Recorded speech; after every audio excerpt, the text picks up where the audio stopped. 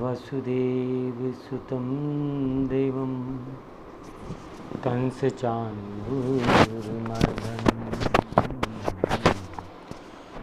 देवकी परमानन्दं कृष्णं वन्दे जगद्गुरुं तप्तकाञ्चन गौराङ्गी श्री राधे वृंदावनेश्वरी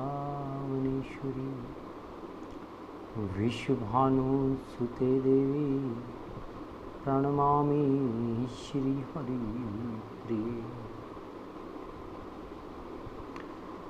आप सभी को आज जन्माष्टमी की हार्दिक शुभकामनाएं।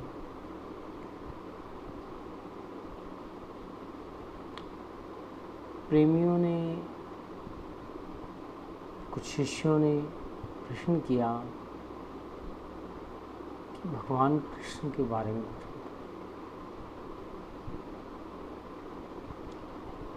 भगवान कृष्ण के लिए जितना कहा जाए कम है।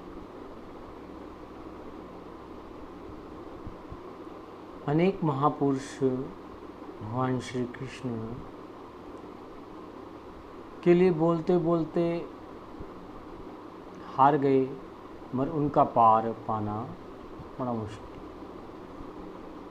फिर भी अपनी वाणी को पवित्र करने के लिए सदा से ही सभी ने कुछ ना कुछ कहने की कोशिश की।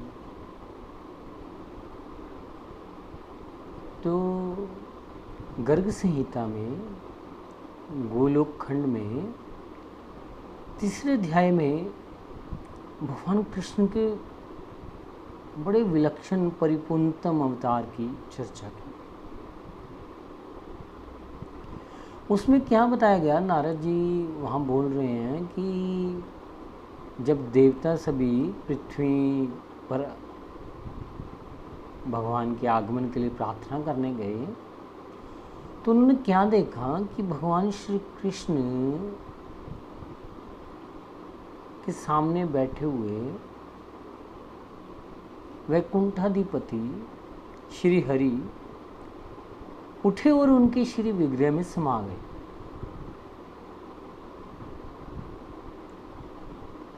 और फिर वो कहते हैं कि महापरिक्रमी नरसिंह भगवान वहाँ पर आए और वो भी श्री कृष्ण भगवान के श्री विग्रह में समा गए। और कहते हैं कि विराट भगवान सहस्त्र भुजाओं को धारण करने वाले,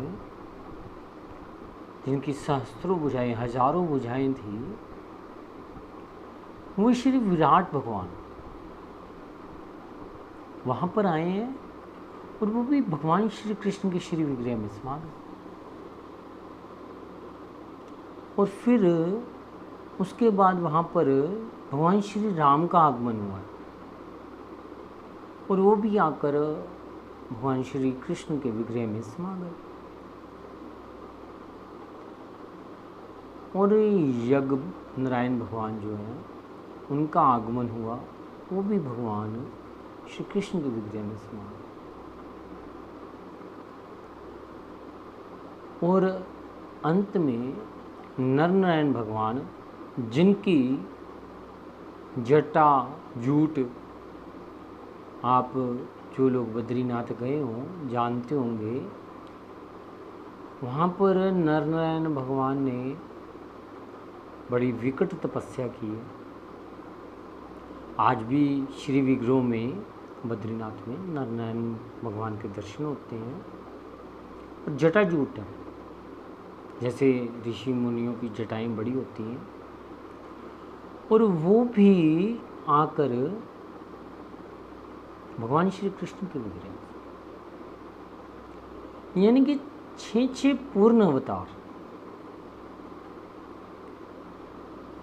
भगवान श्री कृष्ण के श्री विग्रह में समा गए तो देवताओं ने भी ये निश्चय किया कि वाकई यही परिपूर्णतम अवतार है। ऐसे ही भगवान श्री कृष्ण के लिए भागवत के प्रथम स्कंद के दूसरे अध्याय में आया वासुदेव परा वेदा, मतलब सभी वेदों का तात्पर्य भगवान श्री कृष्ण में ही है। वासुदेव परामुख, सभी यज्ञों का भी तो उद्देश्य है भगवान श्री कृष्ण। वासुदेव परा योगा, योग भी भगवान कृष्ण के लिए किया जाता है। वासुदेव परा, सभी कर्मों की परिसमाप्ति भगवान श्री कृष्ण में। वासुदेव परम ज्ञानम,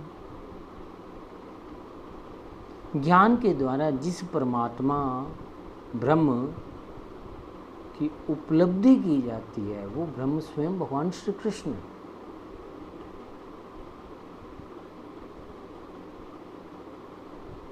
तो कहने का मतलब कहा जा रहा है वासुदेव परतप,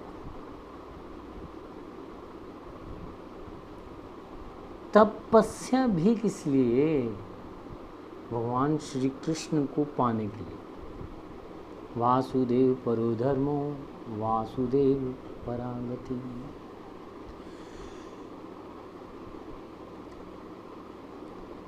सभी धर्मों का उद्देश्य भगवान श्री कृष्ण है।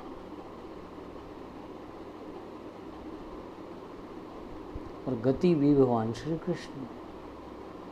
और वासुदेव, जो देव सभी में वास कर रहे हैं, कण कण में, जन जन में, शन शन में। और अगर आप भगवान श्री कृष्ण का पूजन करते हो तो आपने सभी पूजन कर लिए, आपने सभी साधनाएं कर ली, आपने सब तपस्याएं कर ली, आपने सब क्रियाएं कर ली, आपने सबका पूजन कर लिया। फिर कोई देवता अछूता नहीं रहा। एक भगवान श्री कृष्ण की शरण लेने से आपने पूरे परमात्म तत्व की जो अंतिम मोदी है वहां तक आपकी पहुंच हो।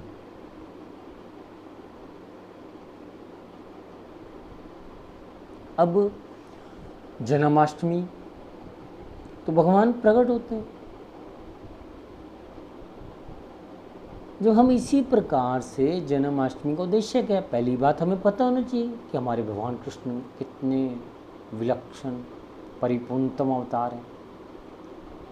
फिर आप किसी देवी देवताओं के गए कि नहीं गए, आप किसी मंदिर और गए नहीं गए,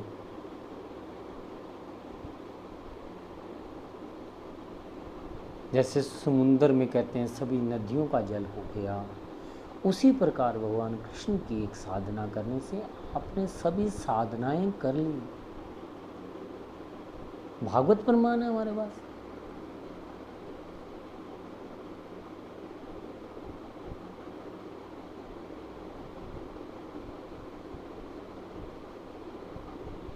तो